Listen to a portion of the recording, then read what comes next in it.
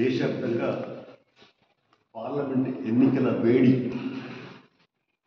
ఎండలు ఎంత వేడిగా ఉంటాయో అంత వేడిగా రాజకీయాలు శరవేగంగా వేడుతున్నాయి.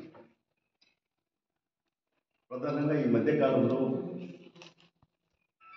బీజేపీ ఎన్డీఏ, అందులో నరేంద్ర మోడీ ఎన్నికల ప్రచారానికి శ్రీకారం చుట్టినట్టు అర్థం అవుతారు. గత నెలలో జరిగినటువంటి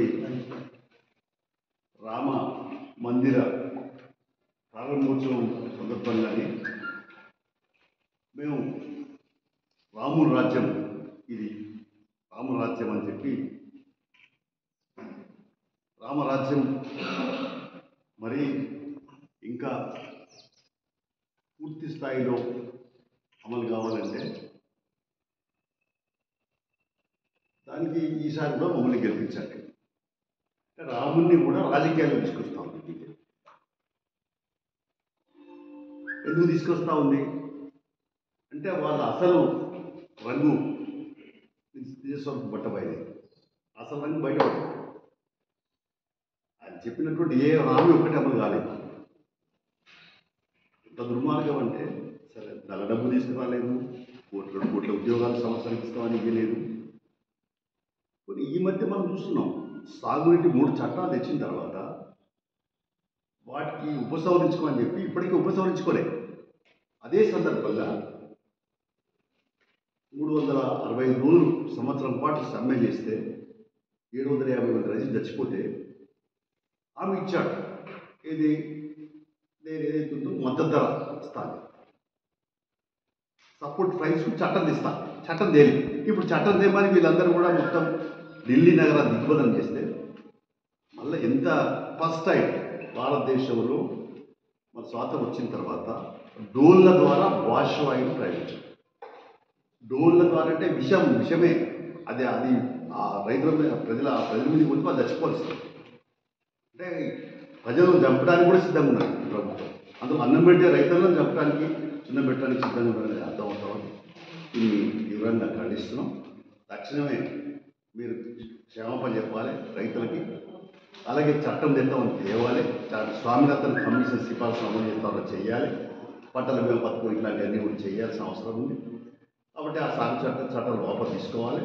లేకపోతే మాత్రం రాముడు మంచివాడు, అందరివాడు, రాముడు ఆరాధ్య దేవత, నమ్ముకున్న వాళ్ళందరూ కోరుకునేవాడు. కాబట్టి నమ్ముకున్న వాళ్ళందరూ తప్పనిసరిగా ఆయన కోరుకుంటారు. దానికి సంబంధించిన విషయంలో రాజకీయాలకు రంగం కూడా కరెక్ట్ కాదని చెప్పి మేము ఖండిస్తున్నాం. ఇది తర్వాత ఇండియా కూటమి కూడా అందరినీ భాగస్వామ్యం చేసుకొని ఈ ఎన్నికలు భవిష్యత్తు భారతావని యొక్క భవిష్యత్తు నిర్ణయించే ఎన్నికలు. ఇవాళ ప్రజాస్వామ్యం ఉండాలా లేకపోతే నియంత్రణతో రావాలా అనే సవాల్తో జరిగే రేపు పార్లమెంట్ ఎన్నికలు. వాటి నియంత్రణతో పోవాలంటే ఉండద్దంటే, ప్రజాస్వామ్యం కావాలంటే బీజేపీ ఇచ్చారు. అందుకని బీజేపీ కటావో దేశంలో బచావో అనే విధానంలో పోతాం. ఈ మధ్య మాకు చాలా వార్తలు వస్తున్నాయి ఏంటంటే, బండి సంజయ్ చేస్తున్నట్టు యాత్రల సందర్భంగా సరే రామునికి సంబంధించిన విషయంలో సుప్రీంకోర్టు కూడా చాలా క్లియర్గా తీర్పు ఇవ్వలేకపోయింది. ఎందుకంటే రాముడు అక్కడనే పుట్టిండనే ఆధారాలు చారిత్రకంగా చెప్పడం, ద్వాపర యుగంలో జరిగినటువంటి విషయాలు తప్ప ప్రత్యక్షంగా సాక్ష్యం ఉండదు. చనిపోతారు 100 సంవత్సరాలు కాగానే ఎవరికి తెచ్చిపోతారు. కాబట్టి అప్పుడు ప్రత్యక్షంగా సాక్ష్యం లేవు. అయినా అక్కడే ఉంది కాబట్టి సుప్రీంకోర్టు కూడా ఆ రకంగా తీర్పిచ్చింది. అయితే రాముడు ఎక్కడ పుట్టినాడు, గదే స్థలంలో ఇంకెక్కడ పుట్టిండు, లేకుంటే వేరే ఎక్కడ పుట్టినా చరిత్రలో రకరకాలు చెప్తూ ఉంటారు, ఒక్కొక్క రకంగా చెప్తూ ఉంటారు. అని ఇవాళ ఇక్కడ బండి సంజయ్ ఒక ఎంపీగా ఉండి, బీజేపీ జాతీయ ప్రధాన కార్యదర్శి ఉంది,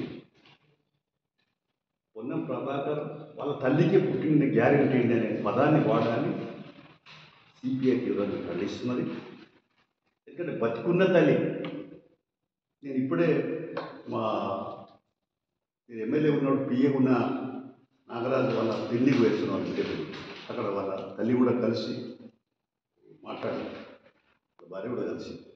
కాబట్టి వాళ్ళ తల్లిని, బతుకున్న తల్లిని ఆయనకు పుట్టిందంటే ఎంత దుర్మార్గమైన చర్య ఇది. మానవ సమాజం మనుషులు ఎవరు కూడా సహించడం, దీన్ని తీవ్రంగా ఖండిస్తున్నాం. అందుకనే బండి సంజయ్ ఏమాత్రం మానవత్వం ఉన్నా తక్షణమే బేషరతుగా మరి క్షేమపని చెప్పాలి, వాపసు తీసుకోవాలి. అప్పుడు అర్థం పర్థం ఉంటుంది.